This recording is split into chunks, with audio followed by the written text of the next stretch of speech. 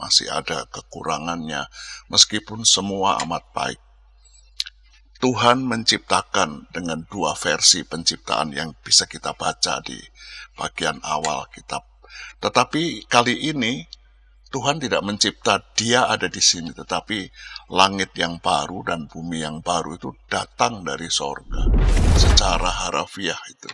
Yang bikin salah kan orang Indonesia aja kalau pergi ke sana. Lalu nitip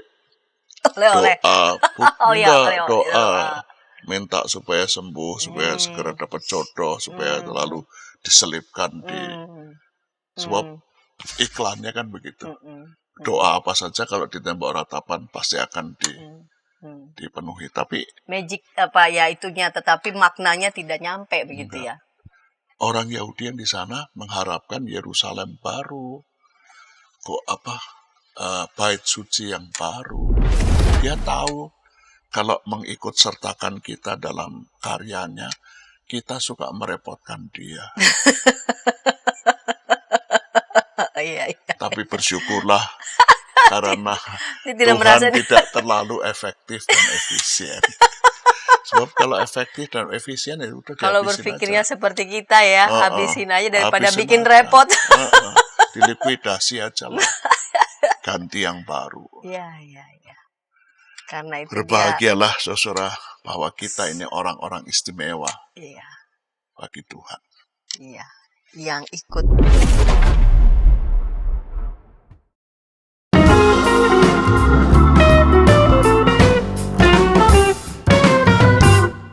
Sahabat EKB TV, sahabat Ngulik Alkitab, kita jumpa kembali dalam program Ngulik Alkitab. Program Ngulik Alkitab diselenggarakan sebagai media, sebagai sarana bagi kita membaca Alkitab dan tentu saja menggali setiap pesan yang bernats dalam setiap teks yang kita ulik dan lihat relevansinya untuk kehidupan kita sehari-hari. Saya sebagai pemandu percakapan Pendeta Santiani Manur. Sahabat, pada episode kali ini masih kita mengulik kitab Wahyu. Kita akan mengulik Wahyu pasal 21 ayat 1 sampai 27. Wahyu pasal 21 ayat 1 sampai 27. Dan yang akan menolong kita mengulik teks Wahyu pasal 21 ini telah hadir di studio Bapak Pendeta Emeritus Samuel Santoso. Salam jumpa kembali Bapak Pendeta Samuel Santoso. Santi, salam buat para penonton sekalian. Ya, yang akan menolong kita mengulik teks ini, lalu kemudian nanti akan menggali pasti ya setiap makna dari setiap teks ini dan melihat relevansinya untuk kehidupan kita sehari-hari.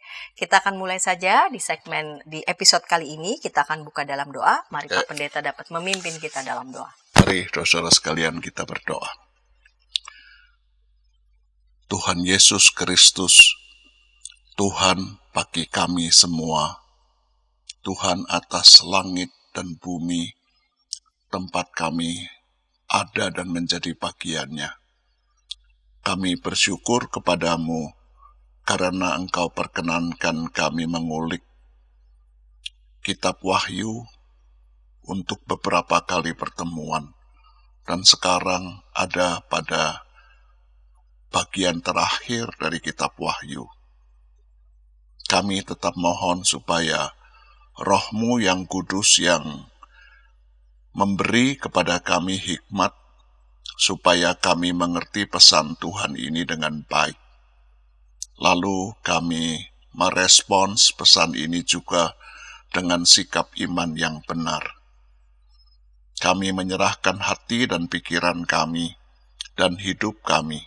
Kiranya Engkau kuasai dan Engkau siapkan menjadi wahana yang baik dan pantas bagi firman yang kudus ini. Di dalam nama-Mu ya Kristus, Sang Firman yang sejati. Amin. Amin. Saya akan membaca Wahyu 21 ayat 1 sampai 27. Lalu aku melihat langit yang baru dan bumi yang baru. Sebab langit yang pertama dan bumi yang pertama telah berlalu dan laut pun tidak ada lagi. Aku juga melihat kota yang kudus, Yerusalem yang baru, turun dari surga, dari Allah, yang berhias bagaikan pengantin perempuan yang berdandan untuk suaminya.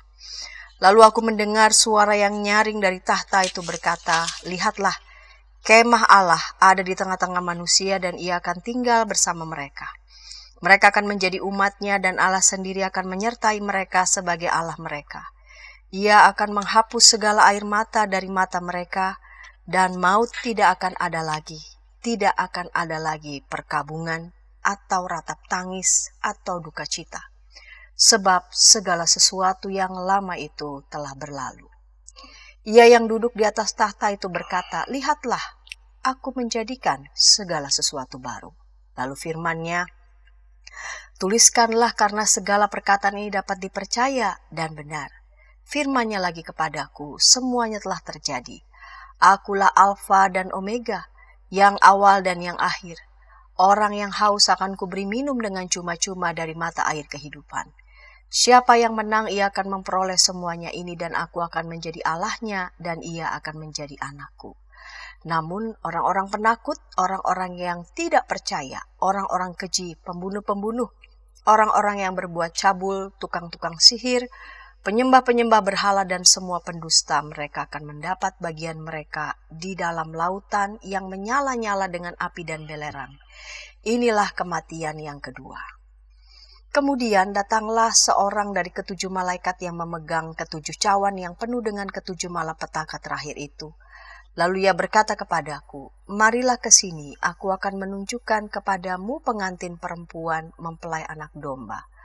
Lalu di dalam roh ia membawa aku ke atas sebuah gunung yang besar dan tinggi, dan ia menunjukkan kepadaku kota yang kudus itu, Yerusalem, turun dari surga dari Allah.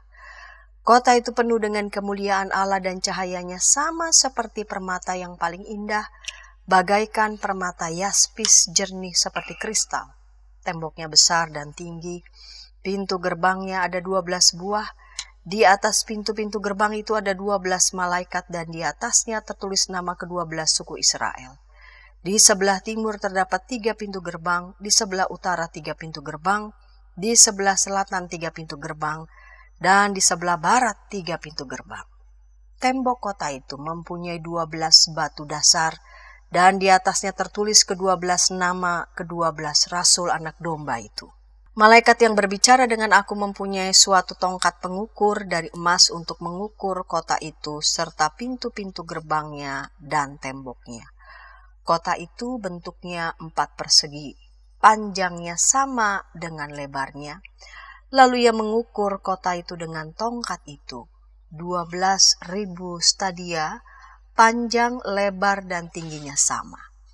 Ia juga mengukur temboknya 144 hasta menurut ukuran manusia, yang juga ukuran malaikat. Tembok itu terbuat dari permata yaspis. Kota itu sendiri dari emas murni bagaikan kaca yang jernih. Dasar-dasar tembok kota itu dihiasi dengan segala jenis permata.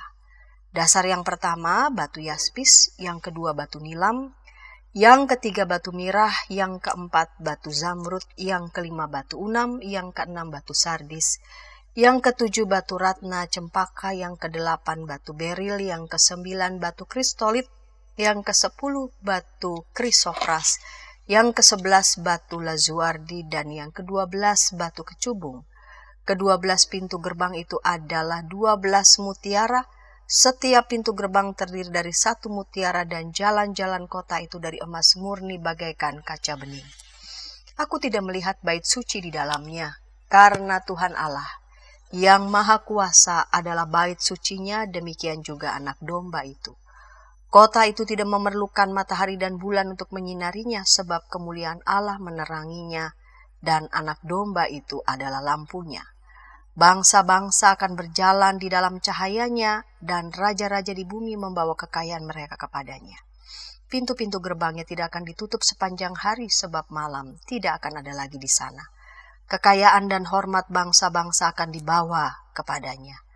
Namun tidak akan masuk ke dalamnya sesuatu yang najis, atau orang yang melakukan kejijian atau dusta, melainkan hanya mereka yang namanya tertulis di dalam kitab kehidupan anak domba itu. Baik Pak Pendeta, ada 27 ayat di pasal 21 ini. Di ayat yang pertama, lalu aku melihat langit yang baru dan bumi yang baru, sebab langit yang pertama dan bumi yang pertama telah berlalu dan laut pun tidak ada lagi. Ini apa maknanya Pak Pendeta? Judul kita juga nih, langit yang baru dan bumi yang baru. Apa bedanya dengan yang lama dan laut tidak ada lagi? bagaimana kita membayangkan ini, Pak Pendeta? Ya, jadi tadi saya dalam percakapan saya mengatakan begini, yang orang-orang yang terlibat dalam penentuan kanon Alkitab kita itu kok seperti membaca dengan cermat sekali. Lalu di bagian awal Alkitab kita, penciptaan langit dan bumi, di bagian akhir meskipun nanti masih ada pasal 22 juga dipakai tema yang sama. Ada langit, ada ciptaan yang baru. Memang yang membedakan itu kata yang baru itu, kainon. Kalau buat saya, ciptaan yang pertama di kitab Kejadian, memang ketika semua selesai, ada komentar, sungguh semuanya amat baik. Tetapi kan di dalam kenyataannya, selalu kalau saya suka pakai mainan kata orang Yahudi, ingat Adam, ingat Adamah, ingat manusia, ingat tanah. Jadi masih rapuh, masih ada kekurangannya, meskipun semua amat baik. Tuhan menciptakan dengan dua versi penciptaan yang bisa kita baca di bagian awal kitab. Tetapi kali ini Tuhan tidak mencipta dia ada di sini, tetapi langit yang baru dan bumi yang baru itu datang dari sorga. Jadi turun dari tempat yang istimewa, yang sempurna, yang suci, yang tidak ada cacatnya sama sekali. Rasanya kata kainon itu memang tepat sekali. Kata kainon itu bicara tentang kualitas. Kita mengenal kata manusia baru, kainon antropon, sebagai lawan dari palaion antropon, manusia yang lama. Palaion itu rapuh, kuno, sudah tidak update lagi dengan segala kerapuhannya. Nah, sekarang yang datang adalah baru sama sekali, sempurna sama sekali. Baik kalau laut ditanyakan, kok laut tidak ada lagi, saudara. Kata laut yang oleh para penulis Alkitab itu dianggap sebagai tempat segala macam kejahatan. Talasa atau yamim, air itu memang tempat di mana kuasa gelap ada di sana. Barangkali hal ini terjadi karena memang orang Israel kan orang gunung ya. Rasanya sama di mana-mana orang gunung, kalau sama laut kan takut sekali. Jadi kalau kita lihat orang dari gunung datang ke pinggir pantai itu, lalu dia takut, dia khawatir apalagi ketika ombak. Dan memang di kalangan penulis Alkitab, laut itu dianggap sebagai tempat kuasa kegelapan, tempat kehancuran. Karena itu barangkali itu sebabnya laut tidak ada lagi. Tapi memang kemudian kalau kita pakai cara berpikir yang gampang, tukang perahu gimana ya? Kalau begitu ikan gimana ya? Kalau laut sudah nggak ada lagi loh. Tapi nggak usah dipikirin sampai segitunya mungkin ya. Karena yang mau dikatakan sekarang kuasa gelap itu hilang sama sekali. Nah, sekarang ciptaannya bukan hanya, rasanya Tuhan tidak hanya mengatakan sungguh semuanya amat baik, tapi sungguh semuanya sempurna. Sudah tidak ada cacatnya sama sekali. Bagus sekali. Tadi Pak Pendeta mengatakan langit bumi yang pertama yang diciptakannya memang semuanya sungguh amat baik. Tapi kita ingat pada kerapuhan, kejatuhan manusia dalam dosa. Nah, ini langit bumi yang sempurna yang datangnya dari surga. Dari surga. Itu yang membedakannya. Jadi kesempurnaannya itu justru karena secara kualitas begitu ya, ini datang dari surga, memang benar-benar tidak ada lagi yang lama itu, yang rusak itu, yang dirusakkan oleh dosa itu betul-betul sudah tidak ada. Nah, Baik Pak Pendeta, kita akan ulik di beberapa ayat selanjutnya. Kita akan lanjutkan itu segmen kedua, namun sebelumnya kita dengar. Shalom adik-adik. Hari ini Kepik berkeliling dari desa ke desa. Kepik pengen ke rumah Pak Tani. Coba, ada yang tahu nggak di rumah Pak Tani ada apa saja? Ayo coba tebak. Apa coba? Betul, ada sapi. Mo. Mereka sekarang rukun dan jalan bersama-sama pulang ke rumah Pak Tani. Kak Evelyn, tapi sebelum tidur aku mau dengar dongeng dulu. Katanya tadi sudah ngantuk. Pokoknya aku mau dengar dongeng dulu kakak. Jadi pangku nih. Kayak cerita ya, siap? Ayam buta hanya bisa mendengar suara orang berseru-seru sambil berlari. Lari, kebakaran. Sekarang kodok lumpuh itu bebas berada di atas punggung semua ayam. Kemanapun ia mau pergi, ayam-ayam siap membawanya dengan senang hati.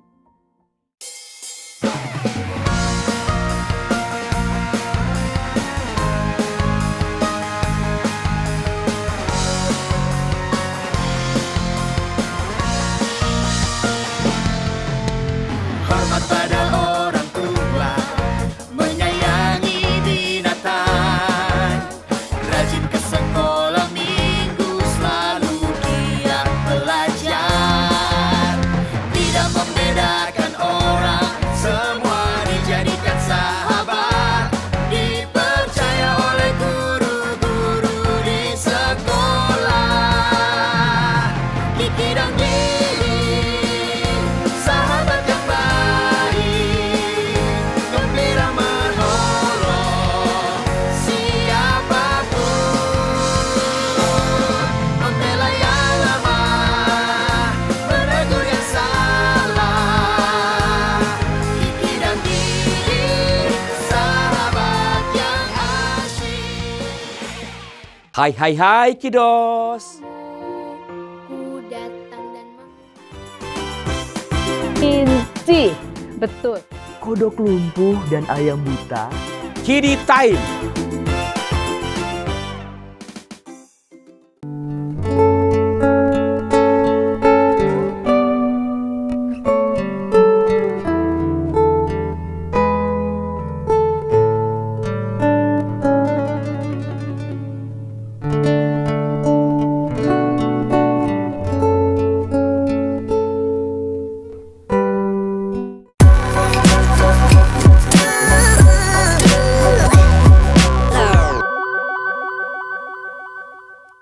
Sahabat TKB TV, sahabat ngulik Alkitab, senang masih bersama dengan kami dalam program ngulik Alkitab. Pada episode kali ini kita mengulik Wahyu pasal 21 ayat 1 sampai 27 dengan judul Langit yang Baru dan Bumi yang Baru. Kita memasuki segmen yang kedua dengan narasumber Bapak Pendeta Emeritus Samuel Santoso. Saya mengajak sahabat dapat berinteraksi di kolom komentar yang sudah tersedia. Baik Pak Sam, kita lanjut ya Pak Pendeta. Di segmen yang kedua ini ada ayat 2 sampai ayat 4, saya baca dulu ya. Aku juga melihat kota yang kudus, Yerusalem yang baru, turun dari surga, dari Allah yang berhias bagaikan pengantin perempuan yang berdandan untuk suaminya. Lalu aku mendengar suara yang nyaring dari tahta itu berkata, lihatlah, kemah Allah ada di tengah-tengah manusia dan ia akan tinggal bersama mereka. Mereka akan menjadi umatnya dan Allah sendiri akan menyertai mereka sebagai Allah mereka. Ia akan menghapus segala air mata dari mata mereka, dan maut tidak akan ada lagi perkabungan, atau ratap tangis, atau duka cita, sebab segala sesuatu yang lama itu telah berlalu. Tadi di segmen pertama Pak Pendeta sudah menjelaskan, langit baru dan bumi yang baru ini benar-benar secara kualitas turunnya dari atas, dari surga. Dan ini sungguh-sungguh sempurna. Nah, di ayat 2, aku melihat kota yang kudus, Yerusalem yang baru turun dari surga, dari Allah. Ini apa mau mengatakan, mau melengkapi hal yang sama dari ayat yang pertama itu Pak Pendeta? Jadi kalau kita kembali ke perjanjian lama, kota Yerusalem dengan bait Allahnya itu kan menjadi representan Allah yang mau hadir di tengah-tengah manusia. Tetapi Salomo lah yang membangunnya. Atau nanti siapa yang pulang dari Nehemia, Esra, dan satu lagi yang membangunnya, manusia juga. Nanti bait suci berikutnya Herodes yang membangunnya. Dan akhirnya nggak ada semua. Jadi kali ini Allah tidak pakai representan lagi. Istilah representan masih dipakai ya, karena Yerusalem, nanti disebut juga bait suci, nanti disebut juga kemah suci. Tetapi yang datang itu adalah Tuhan sendiri.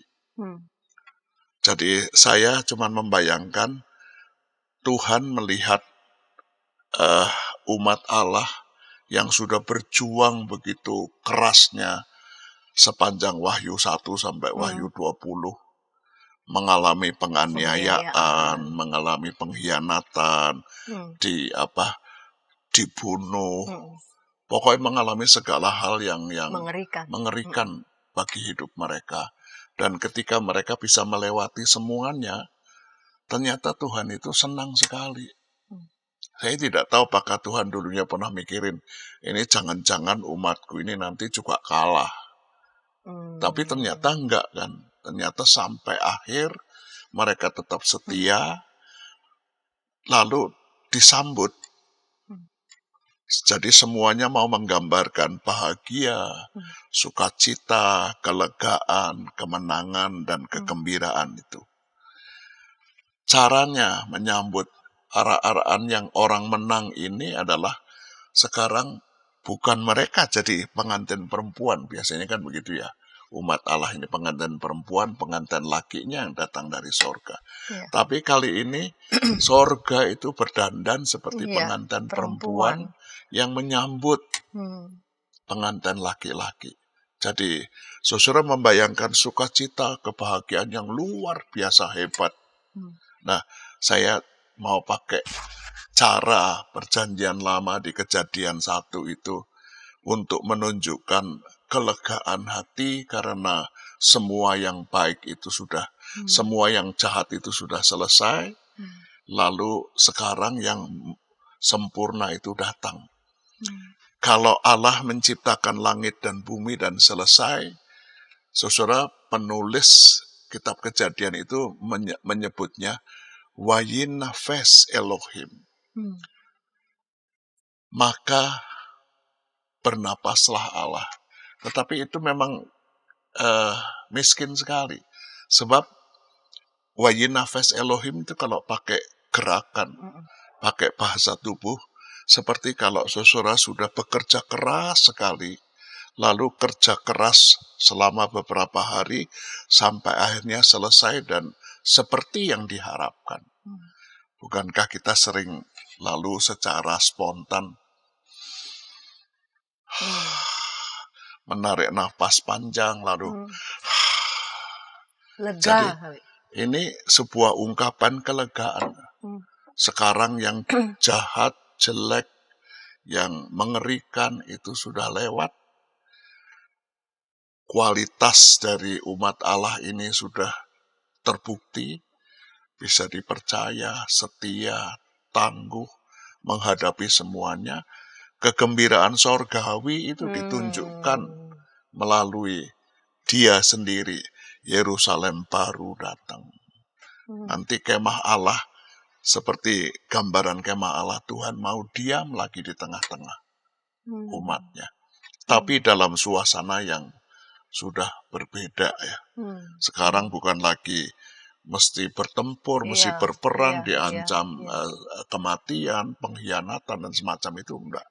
Tapi sekarang ini sudah finish. Happy ending. Jadi benar-benar segala sesuatu yang lama itu telah berlalu, tidak akan ada lagi perkabungan, ratap tangis, dan Itu kan disebut sebagainya.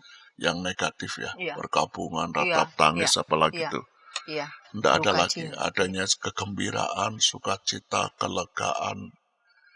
Tapi memang bagus sih, sebab biasanya kita lebih cenderung mengena kalau kalimatnya negatif ya.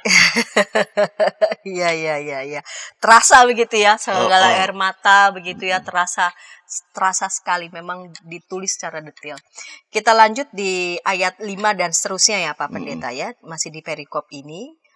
Lihat, ia yang duduk di atas tahta itu berkata, lihatlah aku menjadikan segala sesuatu baru. Lalu firman-Nya tuliskanlah karena segala perkataan ini dapat dipercaya dan benar. Firman-Nya lagi kepadaku, semuanya telah terjadi. Akulah Alfa dan Omega, yang awal dan yang akhir. Orang yang haus akan kuberi minum dengan cuma-cuma dari mata air kehidupan. Siapa yang menang, ia akan memperoleh semuanya ini, dan aku akan menjadi Allahnya dan ia akan menjadi anakku. Namun orang-orang penakut, orang-orang yang tidak percaya, orang-orang keji, pembunuh-pembunuh, orang-orang yang berbuat cabul, tukang-tukang sihir, penyembah-penyembah berhala, dan semua pendusta, mereka akan mendapat bagian mereka di dalam lautan yang menyala-nyala dengan api dan belerang. Inilah kematian yang kedua. Tadi yang semua yang membuat mereka menjadi meratap, pengalaman mereka yang mengerikan, lalu kemudian semuanya itu telah berlalu. Sungguh-sungguh kegembiraan, sukacita sejati itu datang. Lalu kemudian ada ayat 5 sampai dengan ayat 8. Aku menjadikan segala sesuatu baru, dan yang baru itu semua disebutkan. Ini apa maknanya Pak Pendeta? Ya, jadi ayat yang paling penting dari bagian ini sebetulnya ayat yang ke-6. Semuanya telah terjadi. Semua itu bisa terjadi. Lalu yang duduk di atas tahta itu mengatakan, akulah Alfa dan Omega, yang awal dan yang akhir. Jadi semua boleh terjadi, tapi lihatlah bahwa nasib kamu, nasib umat Allah, nasib dunia ini bukan pada pemegang otoritas agama Yahudi di Yerusalem. Para imam besar yang seolah-olah menjadi penentu orang masuk neraka atau masuk surga. Sampai sekarang kan juga begitu ya. Tapi juga bukan negara yang menentukan mereka selamat atau tidak selamatnya. Negara yang korup, para kaisar Roma yang tidak menyembunyikan keinginannya disembah sebagai kairos, sebagai tuan. Itu kan merasa bahwa mereka yang menentukan nasib seluruh penduduk Imperium Roma. Mati, hidup, senang, susah, semua mereka. Tapi Tuhan mengatakan bukan mereka. Bukan para imam, penguasa rohani, tapi juga bukan penguasa duniawi. Betapapun mereka kelihatan punya otoritas dan begitu dominannya. Tapi Tuhan mengatakan, akulah Alfa dan Omega. Aku yang menentukan memegang nasib kamu. Sebab dari aku kamu dan akan datang kepada, kalau kita pergi ke daerah Indramayu, ada sangkan paran kan ya. Sangkan paran yang dumadi. Jadi awal dan akhir dari seluruh kehidupan. Jadi jangan takut meskipun kamu mengalami hal yang jelek begitu. Aku ada di sana. Aku mengatasi semua ini. Lalu saya ingat kalimat Tuhan Yesus pada waktu Injil Matius. Segala kuasa ada di tanganku. Jangan kamu takut. Itu pernyataan yang secara implisit ya, tersirat. Sebab tidak ada kata Tuhan di sana. Akulah segala kuasa ada di tanganku, itu sebetulnya mau mengatakan akulah Tuhan itu. Nah, salahnya Tuhan Yesus nggak pernah ngomong. Karena itu lalu orang masih, Yesus sendiri juga nggak pernah ngomong kalau dia Tuhan kok. Kok kita orang Kristen menyembah dia jadi Tuhan. Yesus sendiri nggak pernah. Tapi secara tersirat dia mengatakan itu, tidak secara tersurat. Apalagi dengan pernyataannya segala sesuatu ada di tanganku. Jadi mau dikatakan adalah siapa yang pemegang otoritas sesungguhnya. Ya, penegasan bahwa dialah Tuhan ya atas umatnya tetapi juga atas seluruh dunia. Karena itu di ayat 8 tadi ya, orang-orang penakut, orang-orang yang Ya. tidak percaya itu semua ya, itu semuanya akan dilemparkan. Dan inilah kematian yang kedua. Baik Pak Pendeta, kita beralih ke perikop yang kedua. Ini ada 27 pasal, ini ada 2 perikop tentang Yerusalem yang baru. Ini ada kesan ya Pak Pendeta. Saya lihat kesan tuh kayak menggambarkan kota ini secara fisik terkesan seperti itu. Ya ada simbol-simbol di sini. Pak Pendeta bisakah membantu untuk menguraikan sedikit karena kita di penghujung segmen 2 sebelum kita nanti masuk segmen yang ketiga. Ya, memang apa boleh buat ya, apa boleh buatnya karena memang dunia kitab Wahyu ini juga kitab Wahyu ini ditujukan kepada, kita mesti ingat pertama-tama adalah kepada orang-orang Kristen Yahudi. yang latar belakangnya Yahudi. Yahudi. Yang buat mereka dunia simbolik agamawi itu kuat Kuat sekali. sekali. Betul. Kalau mereka lihat bait suci, lihat Yerusalem, itu sesuatu yang Ya. yang istimewa sekali. Ya. Lain tidak sekedar sebagai sebuah Tempat kota biasa, dalam kota pengertian orang modern bilang ya sudahlah, what is and a name namanya. Tapi kalau buat mereka bait suci, Yerusalem itu hal yang, bukankah sampai sekarang Betul. orang masih pergi ke tembok ratapan dan mengharapkan bait suci dan kota Yerusalem Ya. kembali lagi ya, secara harafiah itu. Yang bikin salah kan orang Indonesia aja kalau pergi ke sana. Lalu nitip Oleh-oleh. doa, minta supaya sembuh, supaya segera dapat jodoh, supaya lalu diselipkan di sebab iklannya kan begitu. Doa apa saja kalau di tembok ratapan pasti akan dipenuhi. Tapi Magic apa ya itunya, tetapi maknanya tidak nyampe begitu ya. orang Yahudi yang di sana mengharapkan Yerusalem baru, bait suci yang baru, dan berharap itu bisa terjadi di sana.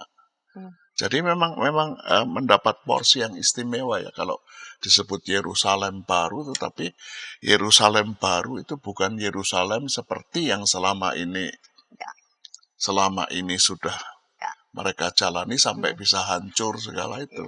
Baik, kita akan ulas itu di segmen ketiga, namun sebelumnya kita dengarkan pesan-pesan berikut ini. Shalom adik-adik. Hari ini Kepik berkeliling dari desa ke desa. Kepik pengen ke rumah Pak Tani. Coba, ada yang tahu nggak di rumah Pak Tani ada apa saja? Ayo coba tebak. Apa coba? Betul, ada sapi. Mo. Mereka sekarang rukun dan jalan bersama-sama pulang ke rumah Pak Tani. Kak Evelyn, tapi sebelum tidur aku mau dengar dongeng dulu. Katanya tadi sudah ngantuk. Pokoknya aku mau dengar dongeng dulu kakak. Jadi pangku nih. Kayak cerita ya, siap?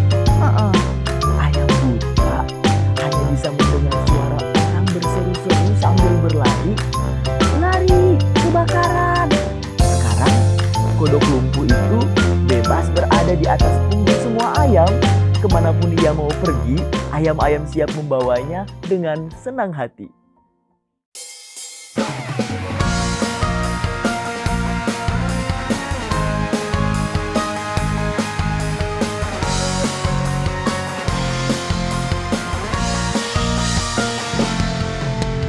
Hormat pada orang tua, menyayangi binatang, rajin ke sekolah minggu, selalu giat belajar, tidak membeda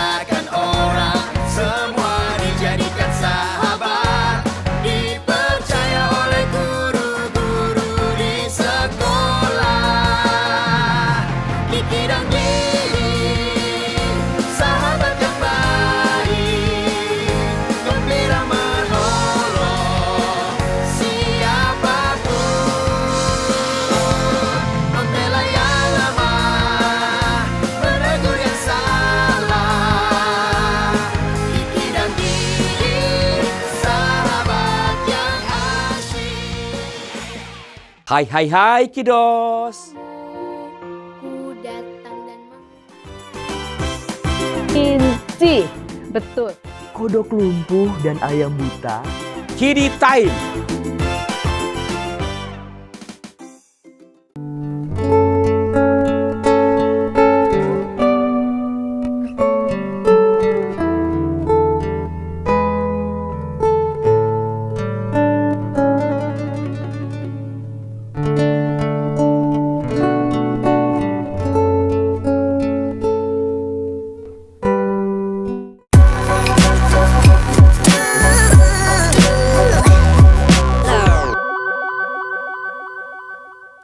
Sahabat EKB TV, sahabat Ngulik Alkitab, senang masih bersama dengan kami dalam program Ngulik Alkitab. Pada episode kali ini kita mengulik Wahyu pasal 21 ayat 1 sampai 27 dengan judul Langit yang Baru dan Bumi yang Baru.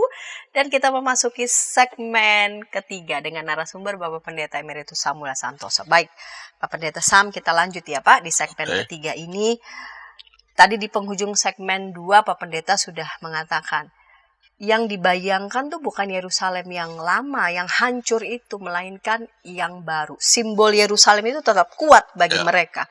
Tetapi bukan lagi yang hancur itu, melainkan yang baru. Yang baru itu seperti apa, Pak Pendeta?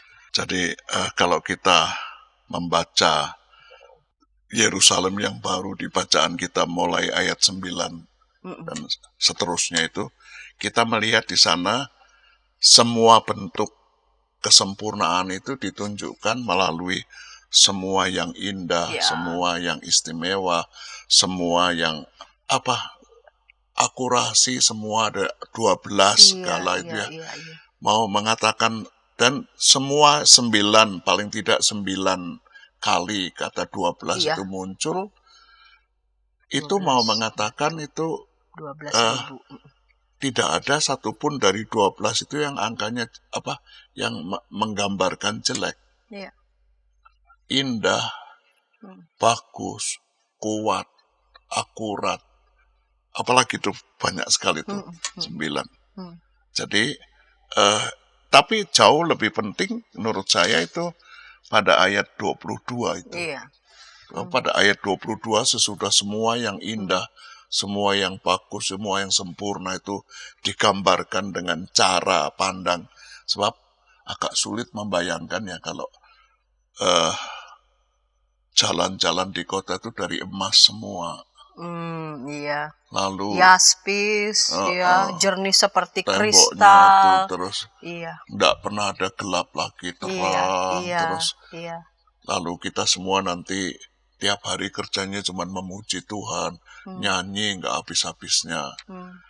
Sulit untuk dibayangkan ya. Tetapi ternyata aku tidak melihat bait suci di dalamnya di kota Yerusalem lagi ya. Memang Yerusalem bagian intinya adalah bait suci. Tapi sekarang di Yerusalem yang sempurna itu tidak kelihatan bait suci karena Allah yang maha kuasa adalah bait sucinya.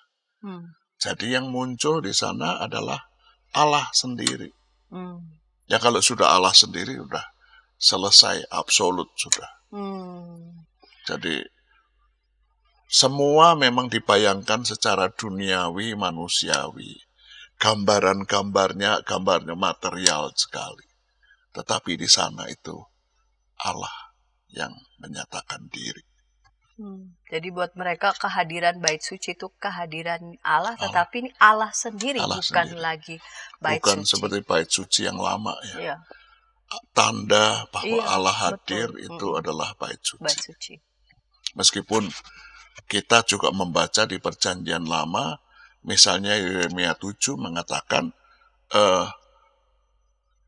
jangan kamu percaya kepada perkataan dusta. Ini bait Allah, bait Allah, bait Allah.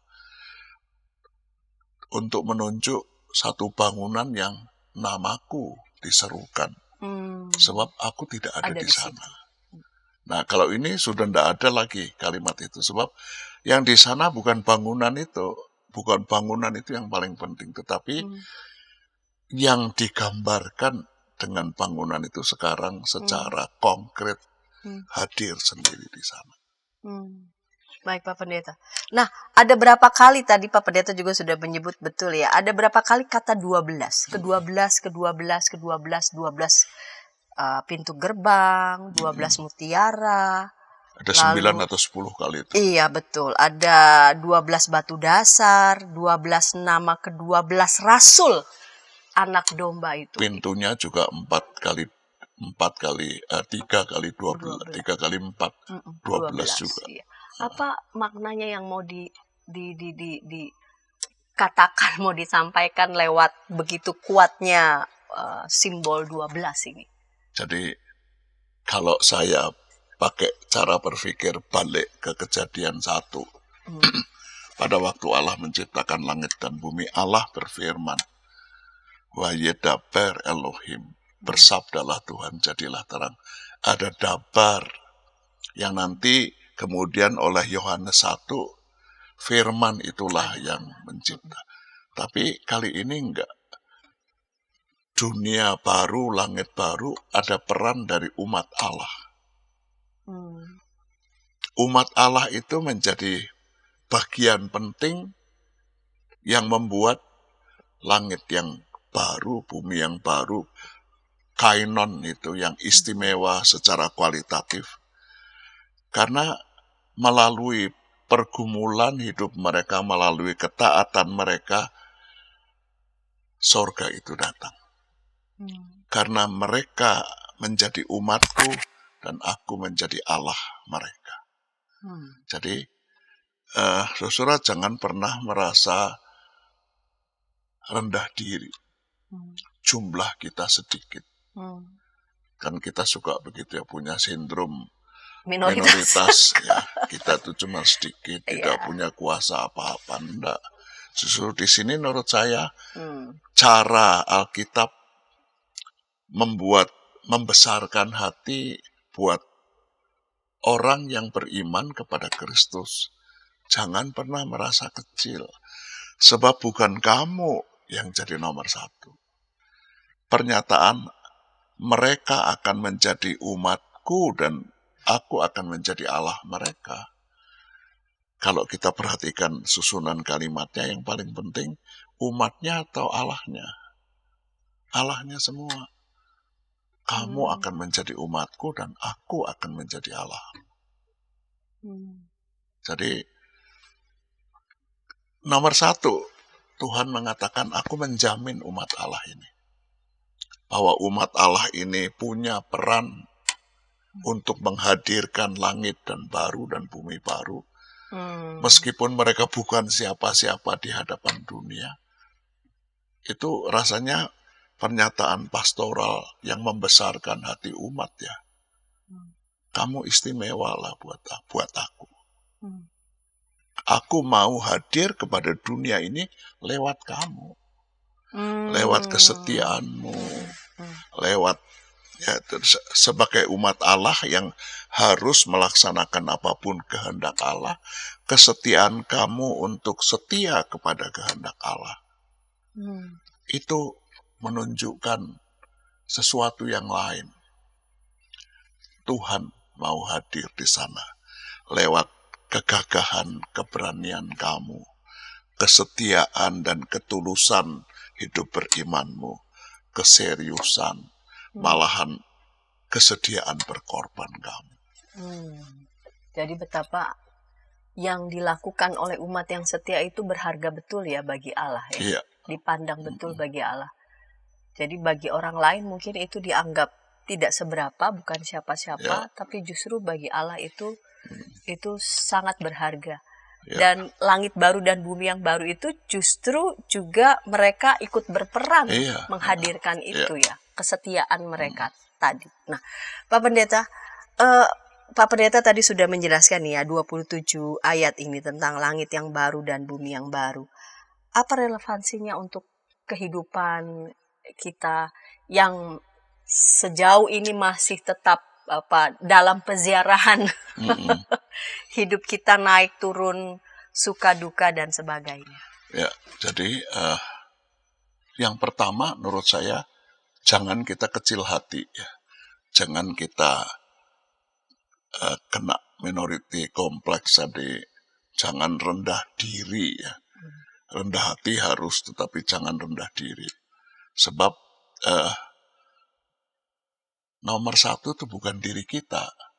Nomor satu adalah Tuhan yang bekerja melalui kita. Umatnya. Jadi jangan terbiasa. Kita kan kalau ditanya kenapa kok Yesus kalau bergumul kok bisa selesai tuntas. Lalu jawabnya, Yesus kan Tuhan. Dia kan anak Allah. Dia dari sorga, dia sempurna. Lah kenapa kalau kita kok enggak tuntas juga. Enggak tuntas, selalu Dibiarkan. gagal. Iya, Lalu saya selalu punya kata yang 10 yang saya hafal. Ya kita ini kan cuma darah, daging, keringat. Penuh dengan cacat, celah, aib, noda, kekurangan, kelemahan. Kalau ada 2 kata yang di belakangnya apa, Bu Santi?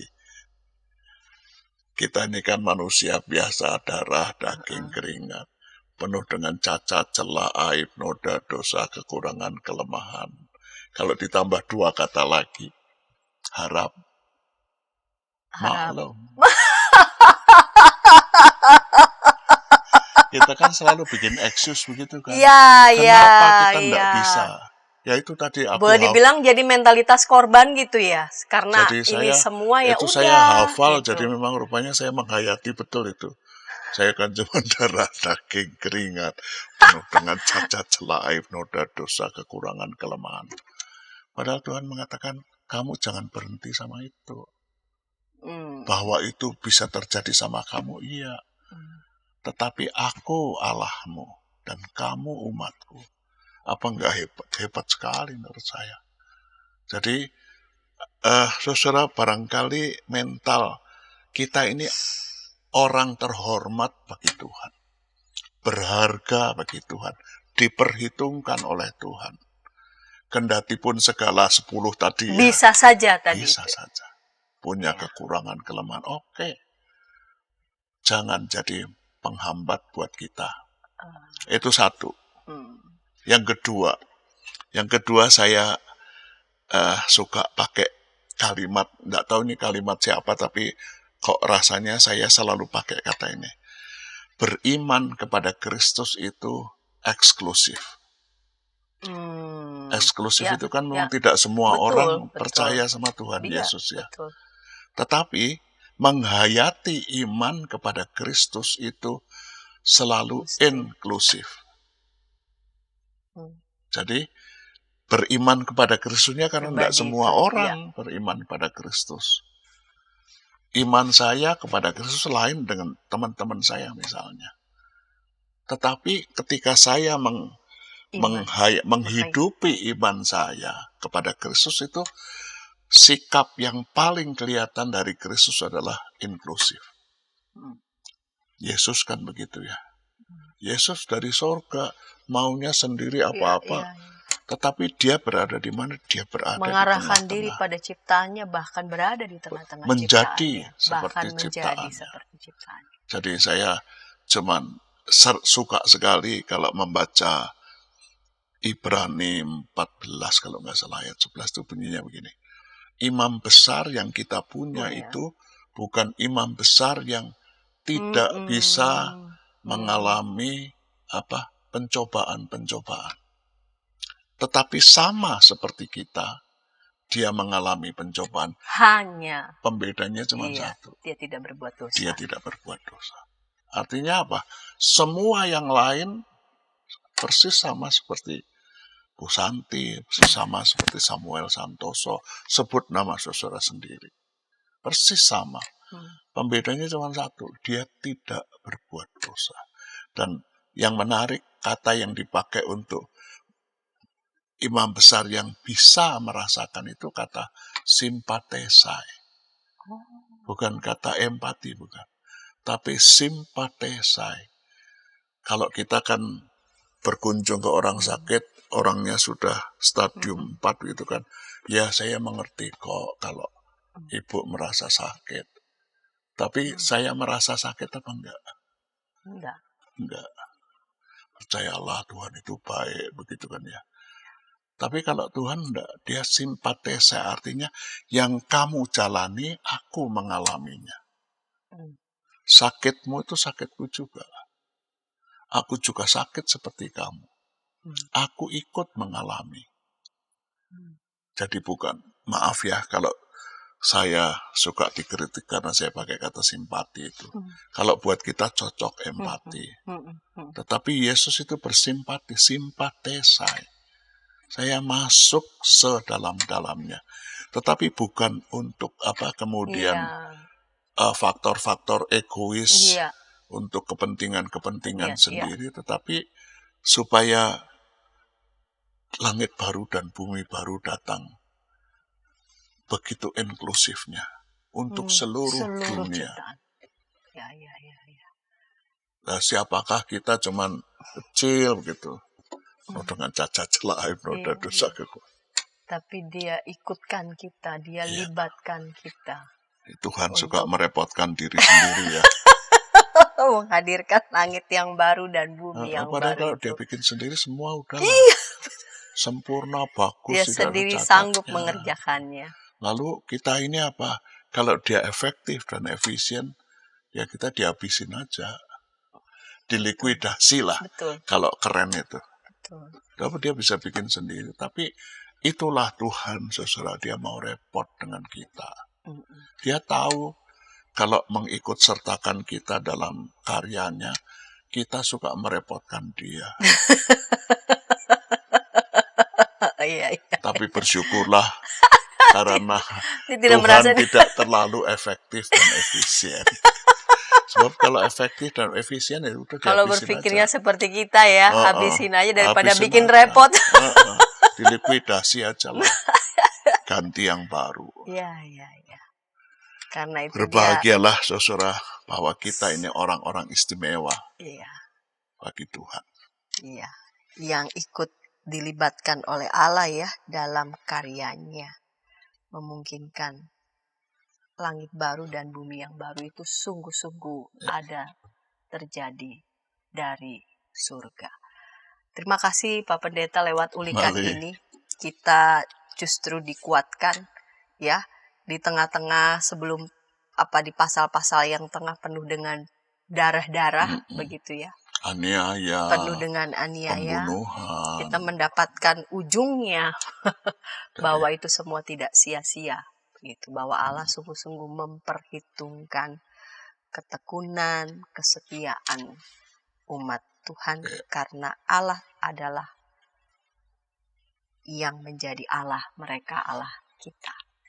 Baik Pak Pendeta, terima kasih untuk kesediaan episode kali ini kembali. mengulik Wahyu pasal 21, dan ketika tayangan ini boleh memberkati sahabat dapat memberikannya kepada sebanyak mungkin orang dan dapat menekan tombol like maupun subscribe sehingga boleh mendapatkan update dari tayangan IKB TV.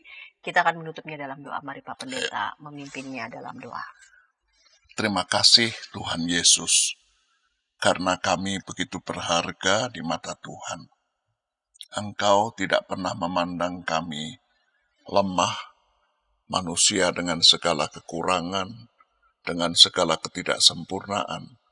Tapi Engkau memandang kami begitu hebatnya, kami begitu berharganya, kami begitu terhormatnya, sehingga tangan suci-Mu itu terulur kepada kami, dan mengajak kami untuk ikut bekerja bersama-sama dengan Engkau, menghadirkan langit yang baru dan bumi yang baru. Engkau bisa melakukannya sendiri dan mampu dan sempurna. Karena itu kami mau menanggapi panggilan Tuhan ini dengan sukacita. Kami beriman kepada Kristus.